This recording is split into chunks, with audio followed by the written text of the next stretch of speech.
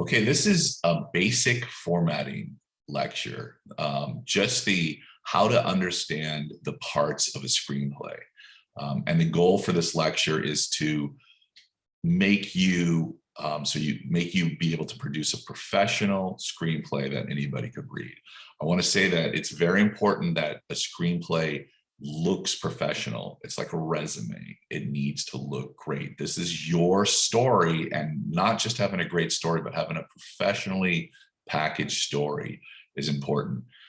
It's not important as you're writing your first draft or two that your screenplay is perfectly formatted.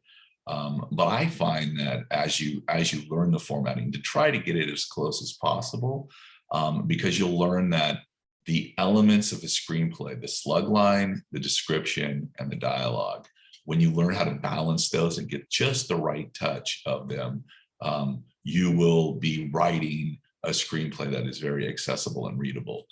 So I recommend that you master formatting, The best resource for formatting, besides the stuff that I will give you over this course, is a book called The Screenwriter's Bible. If you find after this class that you love screenwriting, I would recommend that you buy this book, The Screenwriter's Bible, and it constantly updates itself on the latest editions of what formatting is and how formatting has evolved. If you'll notice, or you will notice, that older screenplays tend to be a little different, and each screenplay is a little bit different, but there is a sort of a common accepted format that you need to learn, you need to master. So when you submit your screenplay, it will be read. If you do not master formatting, and you do not, whenever you give your screenplay to read to somebody in an industry or anybody who you want to take you seriously, if it's not professionally done and professionally packaged, you will not be taken serious and you'll be dismissed immediately. So when I teach this basic intro to screenwriting class, this may be the most banal lecture, but I would say that it's one of the most important lectures or information that I give you, because if you do not master this by the time you're submitting for graduate schools, submitting for contests, production companies, or just passing it off to people in the industry, if you do not make it perfect, nobody will read you. So therefore, the way that I grade you is on the first assignment that you submit. I believe it's the 25th. The first assignment, when you give me your 10 pages, I'm going to give you detailed notes on formatting. I'm gonna like really go over it in detail to correct all of your formatting. And then when you give me your final, whether it's a complete short film, first act of a feature, or as far as you get into a feature, I'm going to assume that you know it for the final. And if you don't, I'm just going to give you a note. This would not be read in industry, and it will affect your grade. So I want you guys to take this serious. And the reason that I'm not one of those teachers who said formatting can be learned in 25 minutes, anywhere. So go learn it. I want to show it to you. And it's important. It's very important. This is you representing yourself to industry. And it shows that you, when I read your screenplay and it reads like a screenplay that I would pick up, and it's professional, it gives me confidence, right? It gives me confidence. And this goes for the formatting. It also goes technically, spelling, et cetera, all of the errors. So before you send it out to anybody after you finish my class, you need to make sure that it's real clean. Okay, I'm going to share my screen, and I have our lecture. Okay, so there's two primary lectures that I use. This is the one we're going to go over today, the formatting basics. I'm going to move this one over here. Formatting and basic scene construction concepts. I know it sounds very like you're in a lab, but you kind of are. You kind of are in a lab. This is the template right here, writing the scene that we will use for the rest of the class. This is I developed this with story teams at DreamWorks. And just like I gave you questions and concepts for your stories, these are really in order in order as you're writing the scene, or you're rewriting a scene, and you're fixing a scene, concepts you should consider. And even before we hit formatting here, you need to know what it is you're writing. You need to know what it is you're writing. So all of you have constructed outlines, and everybody has done an outline that has proven to me that you have a beginning, middle, and end. For those of you who wrote features, the short has a great setup, complication, and a nice resolution, right? So you've proven to me that you have your story told with beginning, middle, and end. But now what we're looking at these individual scenes. And for some of you, I give you more detailed notes. And what I'm looking for in your scene, right? The first thing I'm going to ask you as you're sitting down to write a scene is that you always hold this in your head, right? The through lines or spine for the entire story. This is what the whole class is about. Every time you're writing a scene, you should ask, what does this scene have to do with my hook? Right? Am I telling the story I'm telling? Is it the hero, the goal, the central question? You know, what does the character need? And what is the conflict? Is it a problem or a villain, right? How does this scene relate to that? You know, so you want to make sure that this objective, the spine is, the scene is on your spine. That's the basic sort of like premise, right? You want to make sure that this is on your spine, right? And as long as it is, yeah, and what you've done, I'm sort of like giving you a repetition here. What you've done is that you've made sure that your outline is on spine, and that's why we do outlines. But now we're going to sit down and we're going to say, okay, we're going to take this outline, we're going to actually write it. And this is what I'm going to ask you. The first thing I'm going to ask you is, what is the major conflict or obstacle in the scene that you're writing? What is the major conflict or obstacle in the scene that you're writing? And I think it's very important that all this work we put into your outline, that you should be able to look at your outline and you should say, this is the conflict, right? This character wants this, and this obstacle is in his, her, or their way, and this happens. You need to boil it. When you look at your outline, if I've given you a note on your outline, or if it's not clear on your outline before you write your scene, make sure that that's clear. Let me repeat this again. Before you write your scene, make sure that you can say in one sentence that what your scene is about. Barnaby convinces, name your student, to write a scene, to identify a conflict in the scene. And that's what you need to do. You know, Barnaby convinces his wife, you know, to allow him to leave the house, and, you know, nice and clear like that. Right after that, we're going to get into, I'm about to get into formatting, but these are things that you should consider before you write your scene, right? What's the conflict in the scene? What does every character really want in the scene? You know, so there's a conflict. Know what your characters want. You know, you've developed these characters. You should know what they want in the scene, and that's going to come out. This is how your dialogue is going to work, right? We're going to see what they're hiding. You're going to reveal all of this. So you're going to create subtext, you know, that keeps your viewer engaged. The relationships. This is where we're going to know if, when you're writing the scenes, you know, are these relationships working? Are these relationships working? So that's just all in the beginning. I'm not going to go through these. This is more of the, we're talking about arc and scene. We're going to talk about, you know, how you get the most out of your scene. We're going to talk about beats and scene, but I can't do that until I show you what the elements of the scene are. So first things first, when you write your scene, right? How does this relate to the overall movie? What is the major conflict in the scene? And now I'm going to put this away. We'll bring this up for the next lecture. Now we need to look at the parts. There's 3 parts that you need to master and be aware of. One is the slug line, right? Also called scene headings, right? A slug line, right, lets us know where we are, right? A slug line lets us know where we are. Underneath the slug line, we have description, and description describes where we are, and more importantly, after you describe where we are, describes action.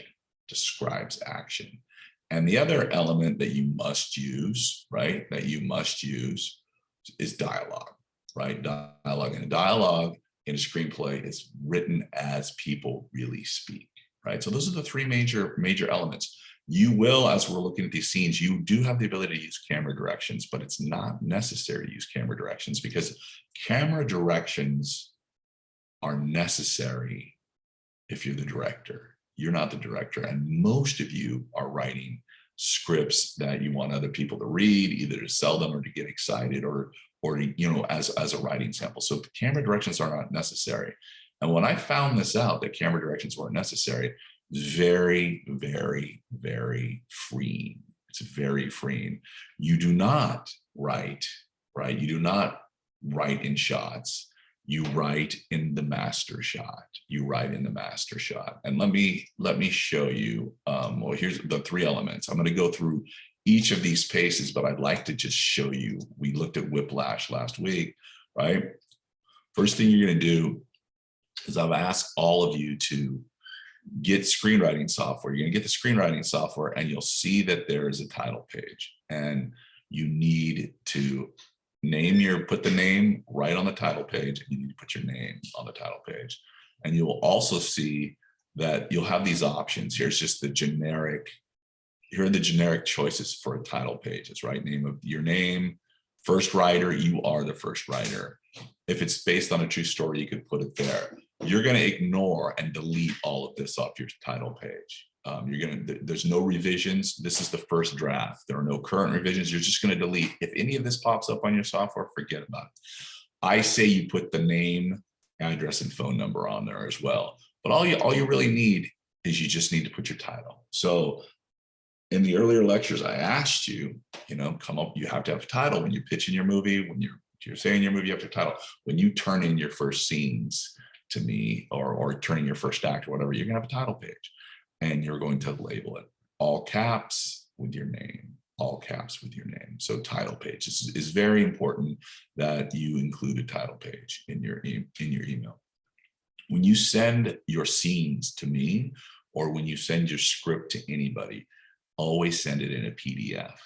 Don't send it in whatever software you're writing on, unless you're collaborating with someone. Don't do that, right? So now we're going to go into the specific parts, the slug line. What is a slug line, right? You use it every time you change locations, not scenes, locations. Let me repeat that. Every time you change the location, there's a new slug lines. They're always capitalized and in 3 parts. Interior, right? It's either interior or exterior, INT, period. And then where we are, Nassau Band Rehearsal Studio, Garrick Hall, night, right? That's where we are. In my sample screenplay, this is one that I've sent all of you. It's a scene of conflict where a student fails to get a teacher to read his screenplay because he doesn't format it, right? We fade in, always use your fade in, right? And then interior, Professor Gates's office, Dave. That's the slug line. That is your slug line. And whenever we change location, right? Whenever we change location, as you'll see, we go to a new location. So in Sarah's room, Dave, right? Very basic, right? Slug lines are crucial, right? Interior, classroom, day, exterior, office, night. You'll see when you're reading screenplays, cut to, dissolve, right? You don't have to do that. You can do that, right? Why would you dissolve? You're trying to create an effect that, is actually feel in the movie that we're fading into something, or you'll see a hard cut, or you don't need all of that. For your read, all you need is the slug line, right? Just the slug line. Again, this is the basics. And as we start studying other screenplays, you'll see that slug lines, for instance, slug lines, can be varied. As in, here's whiplash again. This is the first major slug line. But look at this, black, ...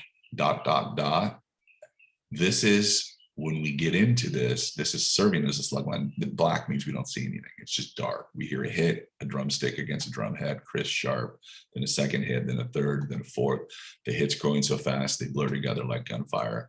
Then the slug line, as soon as there's a slug line, we see something, right? So the slug line allows us to cut miraculously from place to place. We go from the band rehearsal to an exterior New York street, right? Now there's no cut, we're just in New York street.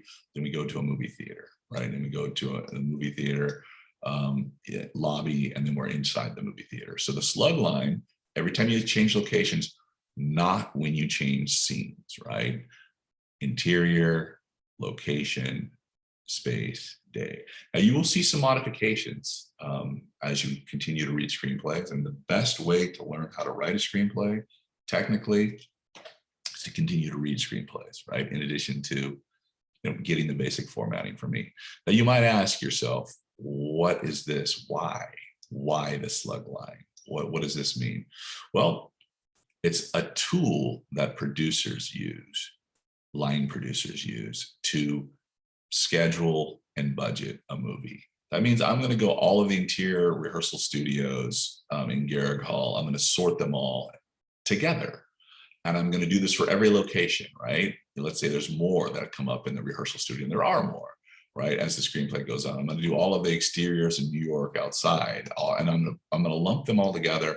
And when I'm making my schedule, I'm going to shoot all of the locations out, right? So the slug line is developed for the production to sort locations. For you, it's just real simple. It allows you to cut from location to location. And that's how you need to use it, location to location, always in 3 parts, right? And don't change it, right? If it's a classroom and we come back, it's a classroom. And if it's more specific, like it's the Nassau Band Rehearsal Studio, Garrick Hall, that's what you call it. You be as specific as possible, right? Now, the heart and soul of screenwriting is descriptive passages. Descriptive passages have 2 purposes. One, right after the slug line, we get to know where we are. And you briefly set up where we are, briefly set up, right? And this is the macro use of the description. You're not writing it out, you give me an essential description as to where we are, right? This is what we're hearing. We hear a hit, a drumstick against a drum head, crisp, sharp, then a second hit, and the third, fourth. The hits growing so fast they blur together. We're saying someone's playing the drums, right? But once we're in the rehearsal studio, you're going to give me a brief description: cavernous space, soundproof walls, in the center, a drum set. Seated at it in sweat-marked white tee, eyes zeroed in his single-stroke roll, is Andrew Neiman. That's the first thing we see in the scene. Right? So you have to let us know. If you don't describe where we are, briefly describe where we are and who is in the scene, we don't see them. Just think of this. This is what your camera is seeing. You have to describe it that way, right? And then you notice that it's broken up, right? You don't want to bunch your description together. You want to break it up. Every time a camera moves, you want to move forward, right? So you're essentially writing shots without shots, right? He's 19. Honor student, skinny, except for his arms, which have been built from years and years of drumming. New beat, new line, suddenly a man just the practice room stopping. And then it's all action and dialogue until the scene's over, right? So the description is the most important part of screenwriting. Description is everything, because you got to learn not to use too much of it, but you got to make it very specific and bright. Right? Very specific and bright. Here's a scene that I wrote on formatting. Fade in, interior, Professor Gates' office. Professor Gates, 38, an overworked lecturer, right? Remember, we talked about this when you're developing your characters. You're going to describe them, and the first time we see your characters in the description, you're going to capitalize them. First time we see them, you're going to capitalize them.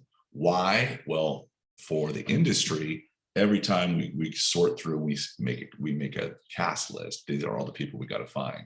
People with names, even people without names. We capitalize all characters who come in just the first time we see them. Your purpose of capitalizing a character is it pops, right? Professor Gates, 38, right? Bam, an overworked lecturer. That's it. That's all we say. He's an overworked lecturer. He sits in a cluttered office reading a screenplay. The walls are lined with obscure film posters, stacks of scripts and books, littered tables and shelves across the room. That's the atmosphere. Created a specific atmosphere, but it's not written like a novel. There's no talk about colors in the room. There's no details. It gives us a feeling from where we are, right? Feeling from where we are. Jake, 19, right? A cool skater type, strolls into the office, gets lost in the script, doesn't seem to notice him, right? That again is its own paragraph. Jake is a new character. He's 19.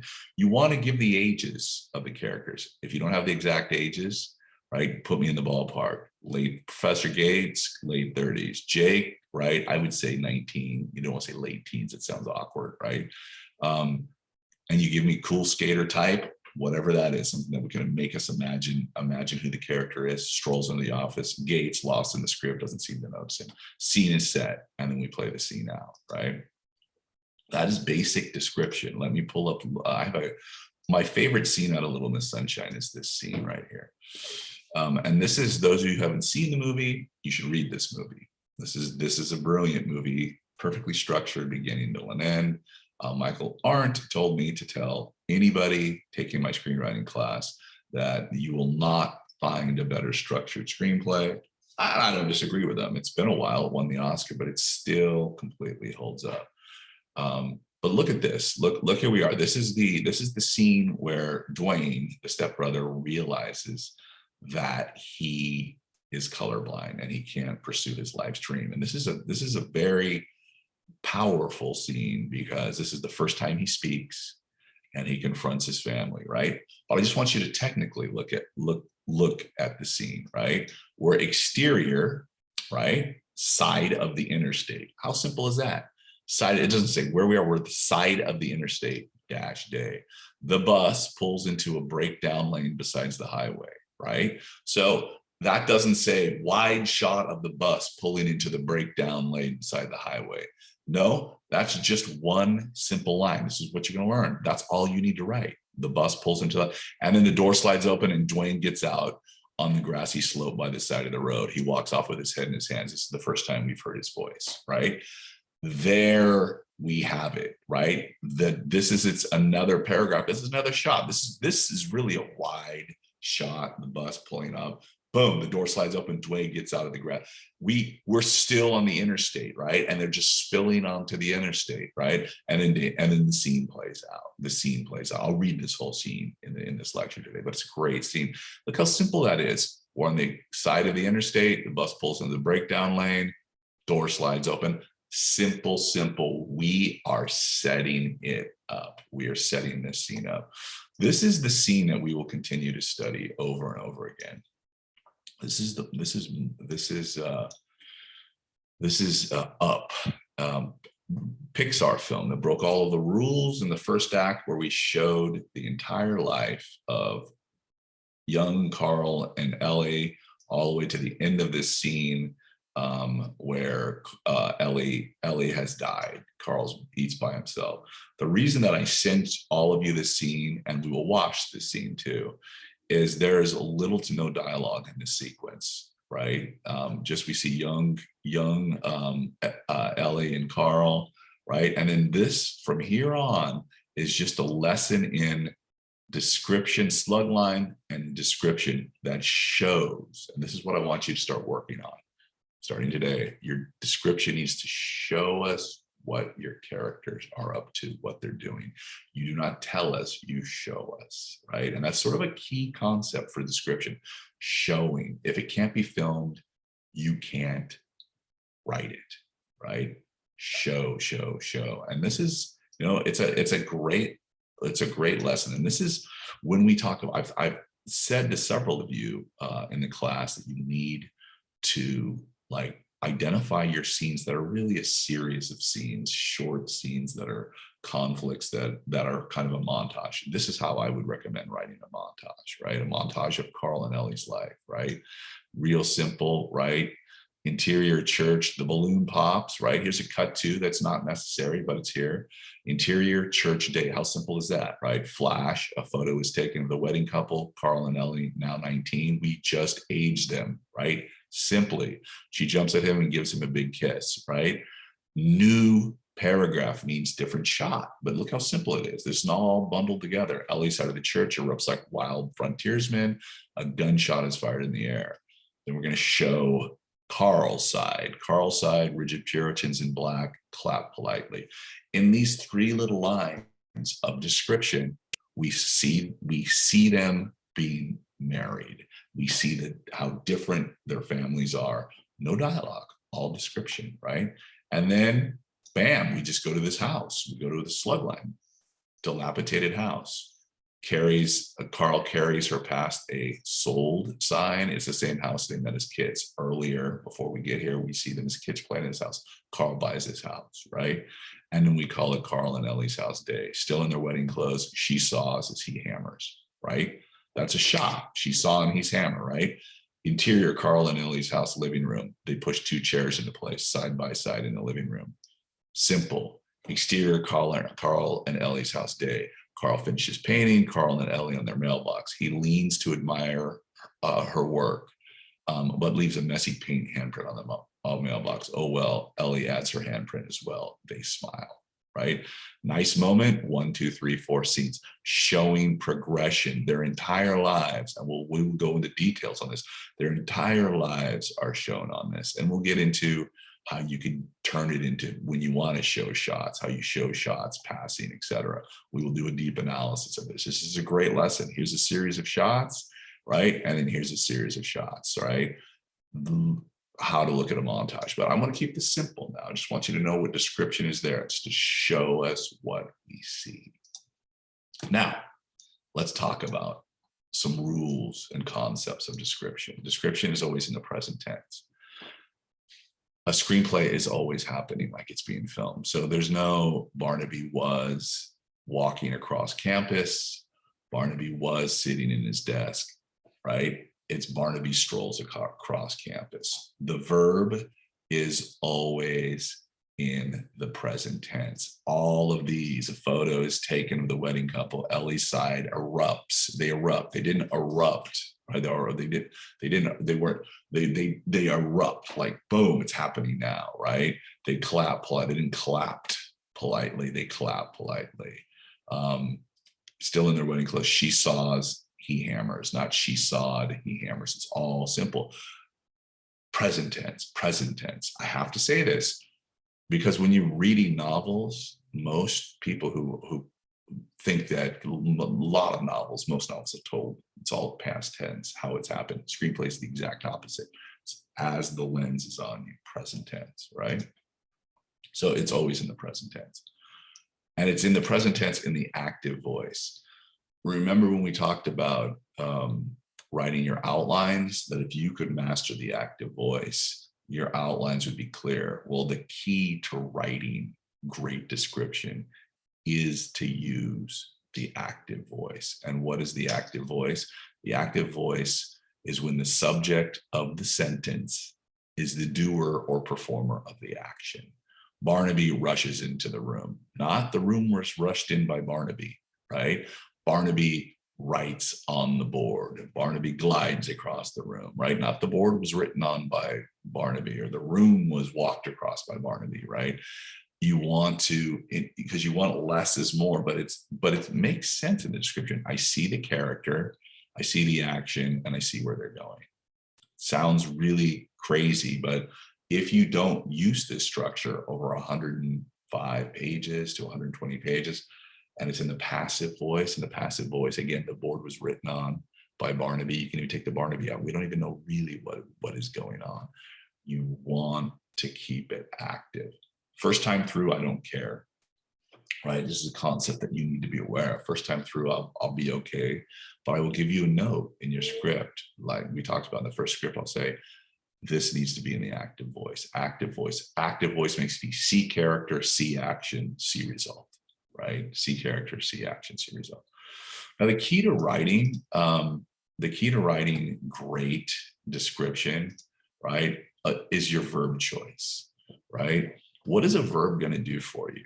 A verb is the action, and all a screenplay is a character in action. A verb is going to let us imagine. The more specific the verb, the more colorful and active your screenplay will be. So there's lots of ways that I could have walked into the room, right? There's lots of ways I could have rushed into the room. I could glide across the room. I could, like Barnaby sulks across the room, right? I burst into the room, right?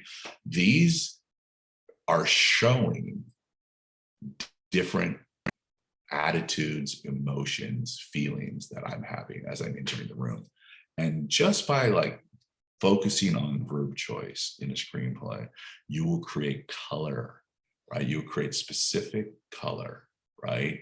And by narrowing down your action. So as you're writing, as you're going back, and this will come more naturally the more you write, and you're seeing that you're using sort of like not descriptive verbs, just walks, talks, right?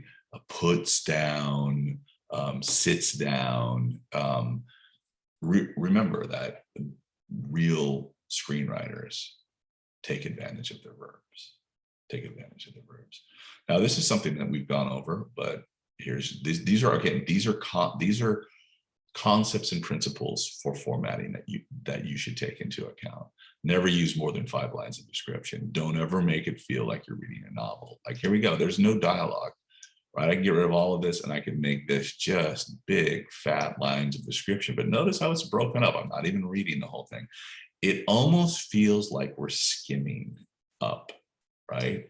It almost feels like we're skimming up, right? Same with Sunshine, right? Here's the scene in Sunshine, right? There's not much on here. It's kind of a big, this is more than 5 lines of dialogue, right? But man, you're not my family. I don't want to be your family. I hate you fucking people. I hate you. He points at them, divorce, bankruptcy. Wow, that's pretty powerful, right? But it's all sort of like nice and lean, right? Nice and lean. My scene here, once Jake gets in and is going to ask, he's in the office hours. Excuse me, Gates class, is this like office hours? You're in my class. Yeah, screenwriting on Tuesday. I have a couple quick questions. He slides into the seat, right? You can see that it just goes back and forth. Dialogue, action, dialogue, action, dialogue, action. That's the effect that you want. Again, that's the effect that you want. 5 lines. So if you do, and you'll get this from me, when you hand me your first draft of your screenplay and I get a big block of description, I will play English teacher and I will put paragraph on it, but I will not arbitrarily break your description in the paragraphs. I will break your description up into paragraphs as I see fit. For instance, cavernous space, this paragraph here, boom, this is the first thing I see, cavernous space, soundproof walls, and in the space, a drum set. Why is that capitalized? It's capitalized because we used to capitalize all props, right? Now you use this as a tool as a writer. You only capitalize characters first time we see them, and important props or sounds, right? Important props or sounds. Drum set's pretty important. Whiplash is a story about a drummer who's trying to become the greatest jazz drummer, and he needs this mentor to help him, right? So drums seated at it, sweat mark white, TI0 on a single is Andrew Naiman, right? This description, right? Honor student skinny, except for his arms, which have been built from years and years of drumming, gets its own paragraph. That's implying that we're going in.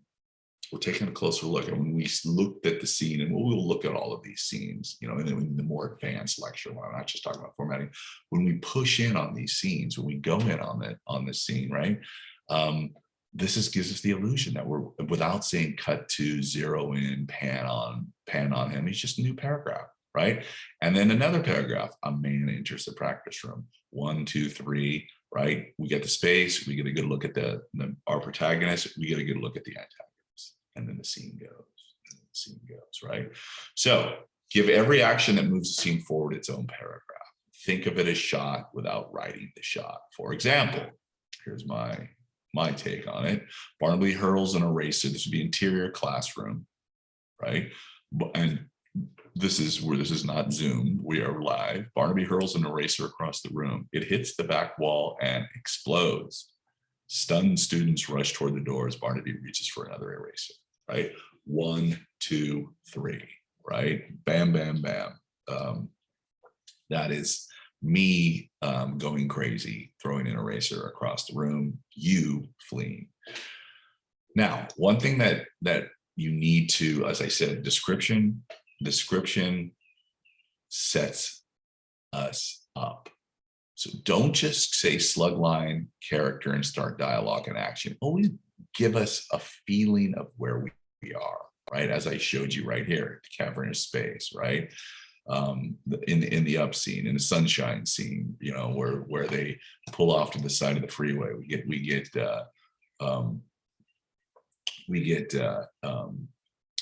Dwayne rushing out, right? So if this was an interior classroom day, right, Barnaby paces in front of 20 semi-interested students. And the reason I capitalize you here is because it's the first time that we see you in a rundown college classroom. So here we are. Barnaby paces in front of 20 semi-interested students in a rundown college classroom. Then we play out the scene. Right? One thing that you don't have to do is this is why screenwriting is fantastic. You don't, when you say interior classroom, and here we are in a rundown college classroom, anything that you can imagine that would be in that classroom, that you can imagine, that your reader could imagine, you don't have to describe. You give us a feeling for where we are in the classroom, right? But you don't need to say, I say, don't do this. Interior classroom day, the room is full of chairs, desks, and blackboards. Unless there is something interesting about that, you know, a chair, like maybe there's a full of, you know, there's a broken chair, there's a desk painted red, you know, or the blackboard is cracked. Unless there's something unusual about it, you don't need to describe it. I say do this instead. Barnaby, an overly enthusiastic instructor, stands in a rundown college classroom in front of 20 semi-interested students. This is how you would do it. And there's no details. I get a feeling for where I am. I get a feeling for who's standing there, right? We get all of that. And that's why the next sort of concept for description is you reveal information at the exact moment you need it.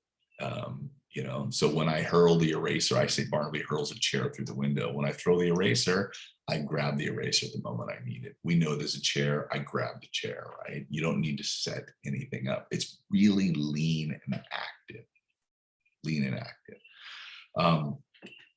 Now, as you see, I'm going to go back to Whiplash because it does it so effectively. You can see the interplay between dialogue, right? And then there's action going through the dialogue. It's dialogue, action, right? Show me your rudiments. Andrew Knotts plays one rudiment after another, double stroke, roll, paradiddle, riding, double time swing. Fletcher begins clapping, right? There's a play between dialogue and action. So the first time screenwriter is just going to use dialogue. You're just going to have your people talk, right? And that's fine for your first draft, right? But, you know, remember that we're trying to show, not tell. And this goes that often an action reveal more than dialogue. Barnaby glares at the sleeping student, you know, as opposed to wake up, you know, but my look at a student who's not paying attention, you know, tells a lot about of the character. And remember that instead of saying yes, I could nod, right? So action instead of dialogue, all right, so now here's a concept that you need to be aware of. Don't tell us anything the audience has no way of knowing, right? So in a screenplay, it's gonna be the hardest thing for all of you, first-time screenwriters. The hardest thing for all of you is going to not tell us thoughts. You know, not tell us thoughts, right? You can't say Barnaby distracted, thinks how much he likes. This is an accidental prop, iced coffee, it's right here. I can't think how much I like iced coffee. If I'm sitting here teaching, I can, oh, hold on. Hold on one second. Excuse me, can you guys please be quiet? Thank you. Sorry about that. Barnaby distracted, right? Thinks how much he likes iced coffee. No, I'm going to show you how much I like iced coffee. That's what I'm going to do. You can't get into my head. You can't tell thoughts. And again, we'll get into more detail. Show, don't tell, right? So if your character is sitting there and they're frustrated and they're mad at somebody, you can't say that they're mad. You can't tell us they're mad. You have to show. right? You have to show, and this, again, this is, you're going to get better at this as you continue to read screenplays and as you continue to write your own. All right, so don't tell us what we're about to see, right? For instance, you would not start the scene of Barnaby teaching a class, saying Barnaby lectures to the class on the importance of lean description. No, I'm standing in front of 20 students, right? Or I'm sitting in front of 20 students, right? And then the lecture would begin. You don't tell me what's about to happen in the scene, right? Don't tell us that they're sitting down, you know, for their anniversary dinner. They're sitting down eating, let it play out. We don't know what this dinner is, right? We don't know what this lecture is about. You have to show. Your words here, right? All these words here are really what the camera is seeing and what we are hearing, what is being picked up and recorded, or what is shown. So if it can't be, you know, if we can't get it in the boom mic, can't get it in the mic, we can't get it in the camera, you don't want to write it. There are some cheats, and we'll see. There are ways to cheat a little bit, and I just don't want you to write a novel. I want you to write a screenplay. I don't want you over describing characters. I want you to describe characters, though. Too many writers pass up the opportunity to give a description, right? You know, like here's my description, you know, of Gates, an overworked lecturer, right? He's not a professor, he's a lecturer, right? Jake, cool skater type, right? Kind of floating in. You know, that says something about him. This is later on in the movie, but we can go back to the openings, the first time we see Fletcher, right? Honor student skinny, perfect, right? Removes his coat, black shirt, black slacks, black coat, shoes, we'll know him as Fletcher, creating a sort of an ominous presence, right? So give us a type. And the reason that you want to give us a type and don't like to describe, you know, what color shirt, unless it changes the scene, the reason you want to try to stay away from this is because you want us to actively imagine as we're reading how your characters look. You want us to actively imagine how your characters look. And just like I said, the verbs are going to let us picture their actions. By giving us a type, I'm participating in your screenplay and I am seeing color, right? Rosie 45, truck stop boyfriend from Hell's enters. I also encourage and suggest that you need to give us an age, right? You need to put the age in there because the age allows us to imagine how this person would look, right? And again, you can say early, mid, late as you go 20s, 30s, 40s, 50s, 60s, etc. But give me a quick hit on who these characters are. Now, here's something that is a trick that adds so much color to your script, right? Minor characters who don't have names. Well, what do I mean by this? Well, you told me that I've developed at least 6 characters. They all have names, they all have ages, they all have types. Well, not everybody in your screenplay is a major character, right? And not everybody in your character, we talked about, you know, what if a character is a planet, they may have characters around the moons to give atmosphere to their office or their home. They're not crucial characters, but they're characters that allow us to see this person. There's also characters that just show up as atmosphere in your movie or in your screenplay. They're part of the world, right? We're crossing the street, there's a crossing guard, there's a police officer, right? We're in a restaurant, there's other customers, right? There's just other people, there's bus drivers, there's waiters, etc. There's students, right? When I teach live, there's a 25 to 30 students sitting in a room. Every single one of them is completely different with a completely different type, right? I don't say student 1, 2, 3, 4, 5, 6, 7. Can you? Yes. Are there screenplays that do this? Yes. But what you're doing is you're losing an opportunity to make me participate in your screenplay, right? And this is a trick that will add color in your script. Cop is in there, angry cop. bus driver, bored bus driver, waiter, nervous waiter. So when I read that the nervous waiter approaches the table, I have an expectation of action. Expectation of action. I have a visual in my mind, and I have an expectation of action. So as you're writing your scenes, and this is something you can't plan out even in your outlines, as you're writing your scenes, oh my God, I need more people in this restaurant. I need more people in this location, wherever you are, right? Wherever you are, you're on the journey, we're on a road trip, we're going to run into people that are unexpected. There are going to be people in the supermarket, right? There's going to be people, on the highway, on the freeway. You, as the writer, have to make all of this up. And you have to make us believe that these people are so real that if we followed them, they could be in their own movie. And the trick is to give them a type, right? To give them a type.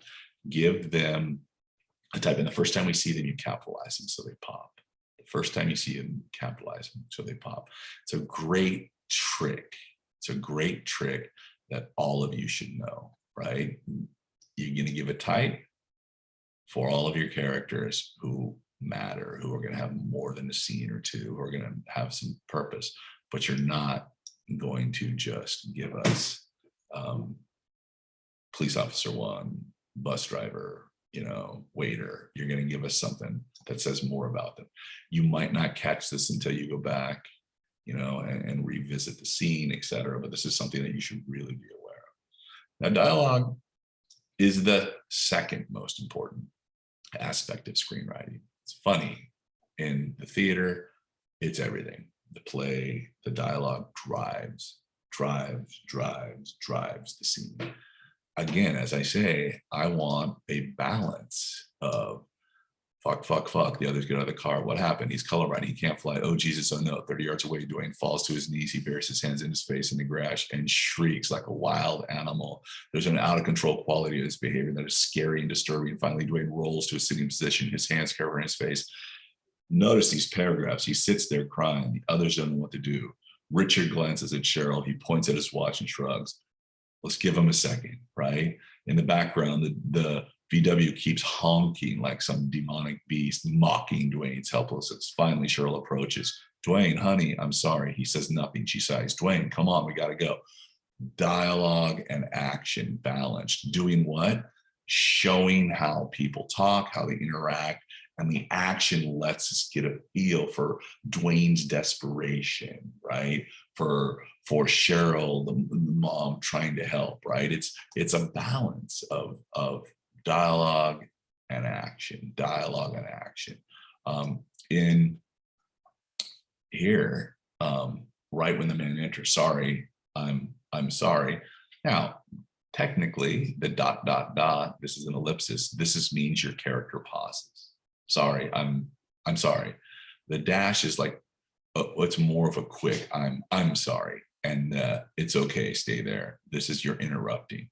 The man steps forward, removes his coat, right? He's tall, 50s, black shirt. We'll know him as Fletcher. The room is silent. What's your name? And your name is sir.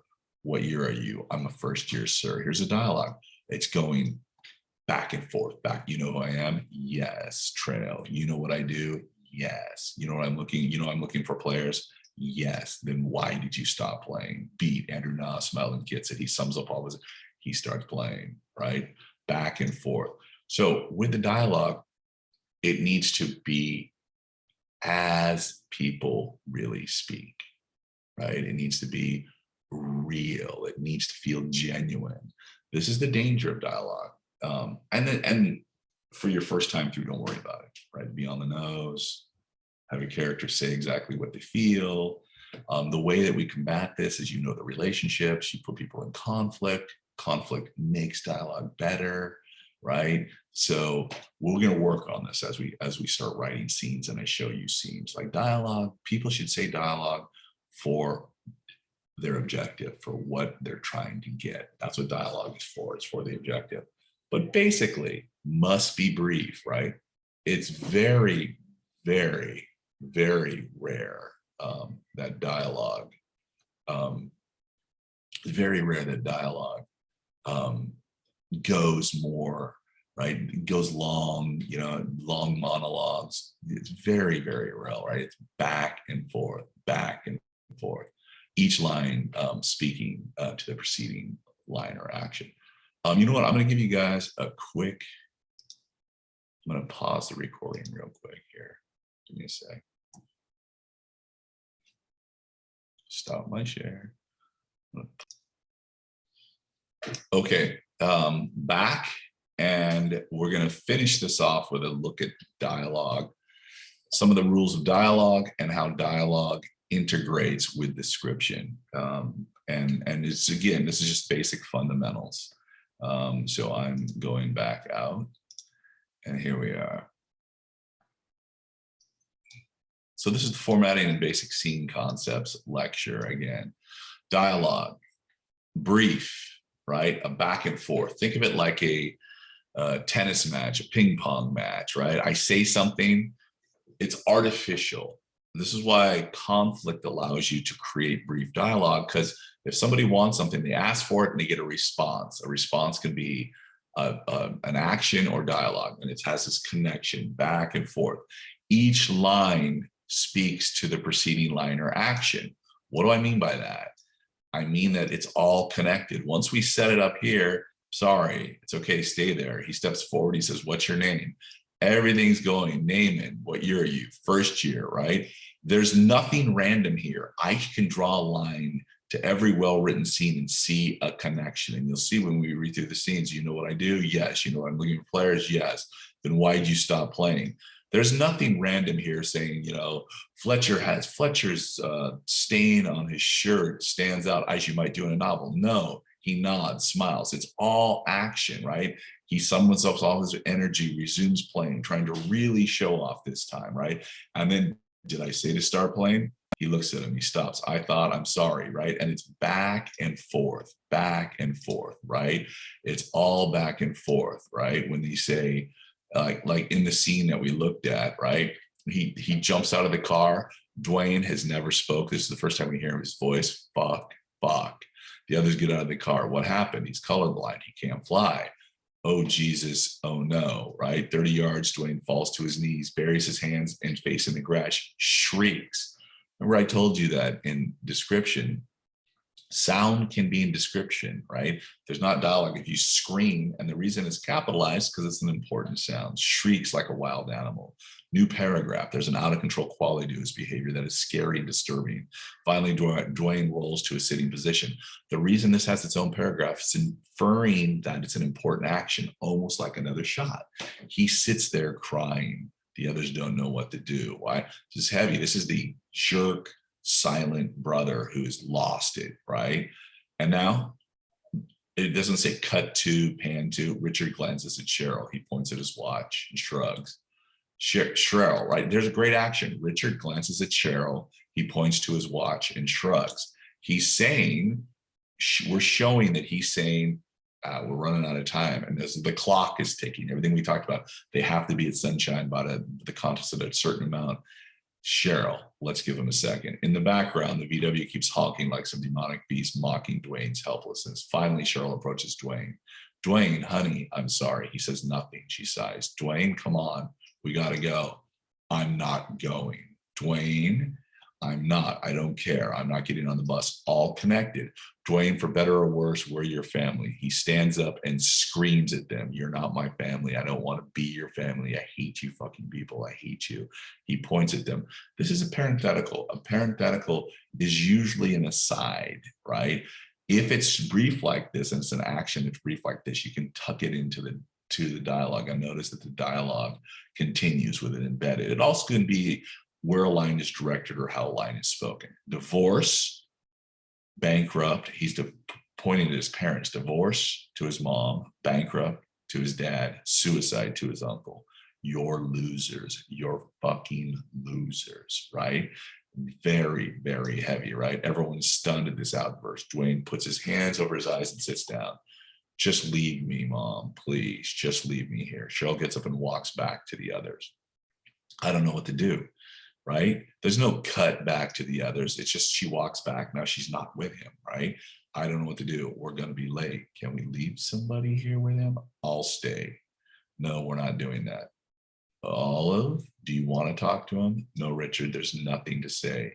We just have to wait, right? And it's actually a really good idea that Richard has. His first good idea in the whole movie, a beat. Then Olive walks over and sits down next to Dwayne. Dwayne's face is red and snot is dribbling from his nose. He has a piece of straw. He's poking some ants in the grass.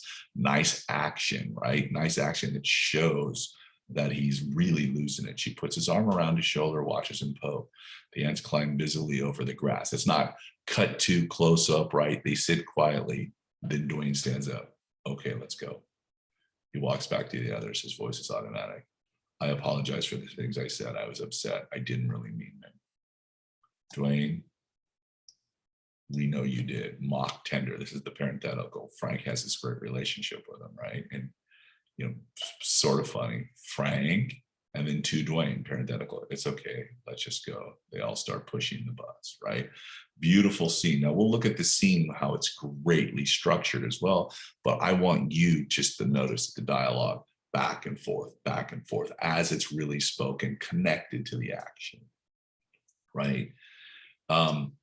Each line should reflect, and this is obvious, this should seem obvious, of what the character knows and who they are, right? This is where I asked, as you're writing your first screenplay, that if we don't believe that this character would speak like this, whatever the profession, right? In Sunshine, we have a dad who's a self-help guru. He needs to sound like it. We have an uncle who's a Proust scholar. That means whoever wrote this, Michael Arndt, needs to know Proust, right? Little Olive, he needed to have a relationship with a younger girl. What would she really be thinking, mom, etc. So what I'm trying to say here is your dialogue really needs to reflect who they are. Shouldn't be any problem for your first 6 characters. Now, it might be a problem if you're using characters that you don't know, and these minor characters, as we talked about earlier, who pop up. A trick to this is to have them be, substitute people or characters that you know for these people. Like if they're in a profession you don't quite know, you might have to do some research. We don't want research in an intro class, but you might have to do research on some of the characters. If it's one of your 6 characters and the dialogue isn't working because you don't know how a police officer or a professor of physics works, you're done. Right? This is the next step where you have to go back and you have to figure out how this character would really speak, because dialogue that doesn't work, it's an end game for the script, and you can write it really poorly and go back and insert it. But we need that naturalness that you just saw in Sunshine, right? We need that naturalness, and that's what's going to result is on the nose dialogue. What is on the nose dialogue? On the nose dialogue is when your characters are saying exactly what they mean. And I want you to know that nobody ever says exactly what they mean, right? We always are masking our dialogue, and great dialogue has subtext. Great dialogue has subtext. And what is subtext? It's what we really mean, right? So when you have on the nose dialogue and people are stating the obvious, they're speaking so your reader can understand who they are, where they've come from, and what the relationship is with other people, right? Always assume that your reader is smart, right? And ask yourself, what do your characters really want? What do they really think of each other? What are they hiding? All of that, it needs to be buried below. And then when we start workshopping your scenes, I'll say, and this is not a bad thing. First draft stuff is like you've just left too much above the surface. Think of dialogue, as like an iceberg. There's more below the surface, right? And I just want to see, and this is what comes, for draft after draft. This is where we're going to go, is that we will cut out the stuff that is obvious. But for your first draft, for when you bring in your first scenes to me, your first time through, if you're doing this just on your own, you're going to always read it out loud to yourself. And you always ask yourself, would the character really say it like this? Can it be cut? Can it be cut down? Can it be replaced with action? Ellipsis is, like I said, a ellipsis is a tool for you. It's if a character trails off at the end of a sentence, ... They don't know what exactly they're going to say, and they kind of get caught, right? And they trail off. That's how you do it, right? You use an ellipsis. A dash, you put a dash, right, to interrupt lines back and forth, and you'll see this as we read some scenes. Comedy dialogue, this will come out as we're writing, but don't try to be funny yourself. Remember, you've created comic characters, right? And several of you have funny characters, right? And how do you make them funny? You make them funny by being themselves at all the time, right? Put them in a situation that it makes their personality pop. Put them in a place where their obsessiveness, their inflexibility, right, and their ignorance to how inappropriate their behavior is highlighted, right? Is highlighted. Put them in locations they don't belong, right? So the key is to put them in the most inappropriate situations. Don't try to force funny dialogue on your characters. Use the conflict in the scenes. Put them with people and in places that create the humor. And the humor is just like writing conflict. It's like, how do you write a great scene? You make sure there's a conflict, right? And you make the character want to go after it. I have to speak. How do I go after it? I have to speak. I have to use my words and my actions to get what I want. And if the obstacle is big enough, right, the dialogue and the action will work, and it will build. And this is where we're going to. I'm going to show you how to build it and all that. But this is just, we're going over the tools, right? Just basic tools. This is going to sound obvious. Don't have your characters address each other by their proper names. None of us address each other. Now, I guess in this class, you might call me Barnaby. I might call you by your first name. I might say something, to Sarah or Kevin or Sebastian, or I might address you because that would show that we have a sort of a formality to our relationship, which is plausible because we're in this situation. But in your real life, when you're talking to your best friends, to your family, right, we have codes, right? We have ways that we communicate with each other, husbands, wives, friends, and the things we call each other indicate our relationship with each other. If my wife ever said Barnaby, I would stop dead. I'm like, what did I just do? Right? I don't call my wife by her. I don't say Rita. I don't we don't say that. We have codes for what we say. I have different labels, the way I refer to each individual of my children, members of my family, my really old friends. We never address each other by our proper names, right? So look for those codes, look for those things and ways that we address each other that show us who we are. Like in the Whiplash scene, very formal. You know who I am. Yes, instructor, patient, right? Or it's not patient, student. In the Sunshine scene, Dwayne calls him he just goes off on him, right? And then he just literally, like, this is the first time he speaks, and it's great. The anger is shown in his speech, and it shows exactly who he is. And then it's a beautiful turn. We'll talk about structure of scenes when his sister, the closest confidant, gets him to come up and apologize without even saying anything. Characters don't talk to themselves either. What do I mean by that? If I hit my head, if I bump my toe, I might yell, damn, fuck, or whatever. I do, that's fine, right? But you don't say, God, I'm having a hard time figuring this out. I really wish somebody would give me advice, just so your reader can know that your character is having problems. Or, God, I really miss her, or I miss him, or I miss them, right? You don't do that, right? That gets right back to the on-the-nose dialogue, right? The on-the-nose dialogue. And dialogue, unlike description, I'm going to tell you right now, I'm not, for this intro class, I can fix your dialogue. We can fix your dialogue, right? We can fix it. Just know that it's back and forth, back and forth. And dialogue, becomes more not useful, but more realistic the more you work your scenes and the more you read your scenes. Now, just formally, I'm going to read you my, I'm going to read you, oh, let's just, yeah, I'm going to read you my scene. And this is a scene of a, here we go, again.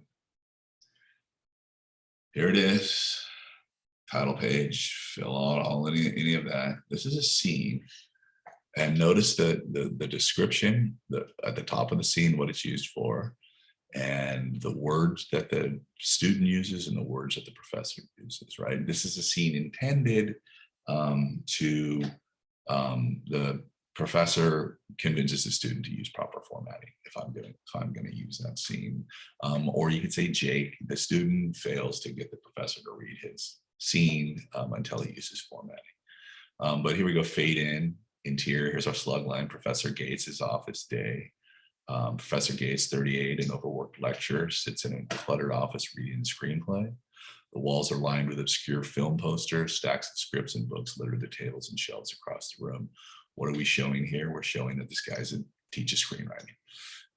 Briefly, Jake, cool skater type, strolls. Here's that verb I told you about. He strolls, doesn't just walk, he strolls into the office, gets an idea that he has sort of a loose confidence. Gates, lost in script, doesn't seem to notice him. Excuse me. Gates glances at him, right? Doesn't respond, just glances at him. Is this like office hours? Gates looks up at the clock. You're in my class? Yeah, screenwriting on Tuesdays. I have a couple quick questions. You're in my class implies I've never seen you before. He slides into the seat across the desk. I don't teach on Tuesdays. Jake searches through his backpack, pulls out a schedule and looks it over. Monday at 3, I sit in the back. Is it Todd? No, Jake. I usually come in after the break, but I'm totally into it. Give me your pitch again, right? Here we go. He's going to test him. Jake fishes out a sheet of wrinkled paper from his backpack without looking at the paper. It's about this guy who saves the world but doesn't really want to. Do like I asked in class. What's the hook? Jake glances at the paper. Oh yeah. Bill and Ted's Excellent Adventure meets the Matrix. Only the hero is a surfer who's being stalked by a crazy guy claiming to be a wizard who says Jules is dash for interrupting. Who's Jules? My hero. Good. You need to have a name for all your characters. I was going to call him Jake, but you said to change his name so I can make his life hell. Gates smiles. Go on. Right? Just an action. He smiles like, the kid was listening to me in class. Go on. Then Elmer, he's the crazy wizard, says Jules is destined to save the world. But all Jules wants to do is surf. And what happens? I don't want to give it away. You have to in order to plot your story. He ends up just surfing. We never know if Elmer was crazy or really a wizard. How long does it take? 1 day. Elmer follows Jules all the way to the beach. Gates nods. If you got your pages done early, I'm happy to read them. Gates looks at him. That's the problem. I'm kind of confused. Jake hands Gates the pages. Jake quickly flips through them. You need to review formatting. No one will read this. But you didn't even read the first page. Exactly. It doesn't matter how good your story is if you don't spend the time learning formatting. But it's a killer scene. Jules is riding the bus and Elmer tries to sit next to him, and you didn't even start the line with the slug line. It starts at the bus stop. Jake points at the page. See, I wrote it there. This isn't a novel. Every time you go to a new location, you must use a slug line. No slug line, no script. You serious? Anytime you deviate from the form, you're giving your reader an excuse to put down your script. But everything else is cool, right? Gates looks down at the script. No, your description has to run across the page and be broken up into simple, clear paragraphs. Don't over-describe the setting. I don't care that there's a slight breeze and 3 seagulls flying by. This looks like a novel. Gates holds up the script. Just read it. I did what you said. Jules is sitting on the bus and wants to be alone, so I make it really hard for Elmer to convince Jules to let him sit down. Just sit down. He uses all his, Jake looks for help, tactics. Yeah. And after he fails, he's forced to try some magic. I'm glad you understand how conflict makes it easy to write a scene, but no one, including me, will read it if it's not formatted. But then Jules realizes something's wrong and you don't even use dialogue columns. This is what a dialogue column is. Notice it runs in the middle. Your formatting software will give you these dialogue columns, right? Use back and forth dialogue. Jake grabs the script. Gates was reading off his desk. It's a pain. You have to tab over, then keep going back. Come on, just read it. Jake sets down, Gates sets down Jake's pages. It's all over your course reader or any screenwriting book. You should also buy or download software. You can get it for free online. Jake holds up the script. Did you write this? No, one of your classmates. Jake begins flipping through it. There's hardly anything on the page. That's the point. It needs to look lean and be easy to read. Gage watches Jake read the script. Interior, Zoe and Sarah's room, day. The script. This is how you do flashback. This is, I'm reading the script. If it's a daydream, this is really how simple it is. You just put a parenthesis here and you can say flashback, daydream, fantasy sequence, the script. He's reading the script. Zoe, and I want to show the script, right? This is me showing the script. Zoe, 12 and very shy, stands alone in a room full of brown boxes. She begins to open a box, stops for a moment, and pulls out a worn white stuffed rabbit. Zoe, come on, we have to go. Louise, 44 and very stressed, enters. I told you not to go through her things. Zoe closes the box, but holds onto the rabbit. Put it in the box. Everything goes. Zoe looks at the rabbit, then back to Louise. Please, parenthetical, softly, please. Louise takes the rabbit back and quickly shoves it in the box. Back to scene. Again, all capitalized. And instead of putting interior Gates office, all I have to do is say back to scene. That's how you do a fantasy sequence. That's how you do anything like we're going here, we're going into Zoe and Sarah's room. It could have been a fantasy, but it's actually, we're seeing the scene that she wrote. Gates takes the script from Jake. What a bitch. Jake smiles. Pretty easy to read. Yeah. Gates hands Jake his pages. Format it, I'll read it. Jake shoves it in the bag. You're going to love it later. Jake exits as Amanda, 22, an introverted art student, enters. Jake smiles at her as they pass. She quickly looks away and spots the script on Gates' desk. Amanda, softly. Is that mine? Yeah, it's very good. Have a seat. She sits, then looks the door after Jake. Is he in our class? Yeah. He sits in the back. Fade out, right? A little short film about a student learning the importance of formatting. Perfectly formatted, by the way. I hope that this lecture shows you how easy it is. When I saw what a screenplay was, when I looked at a screenplay and I saw that it was just lean description, like this scene in Up, it's just description and moves, really quickly, doesn't have shots. We're just writing in the master shot. What is the master shot? We see everything, right? We see everything. You don't have to worry about where the camera goes. You just write exterior action. You just write dialogue and description of who these characters are and where they are, very, very simply. Right. Once I saw that and realized that, I couldn't believe, and I asked myself, is it really this easy to write a screenplay? And the answer is yes, it is this easy to write a screenplay if you have a great outline. That was your first test. Do you have an outline? You all have a great outline, right? Now you need to take the outline and you need to take what the basics of what we've gone over, and you need to put it down on paper with slug lines where we are, description, showing where we are, and action and dialogue going back and forth, playing out a conflict that builds and resolves, right? In this conflict, Dwayne gets out and threatens to leave, but he's convinced not to leave the family and continue on, right?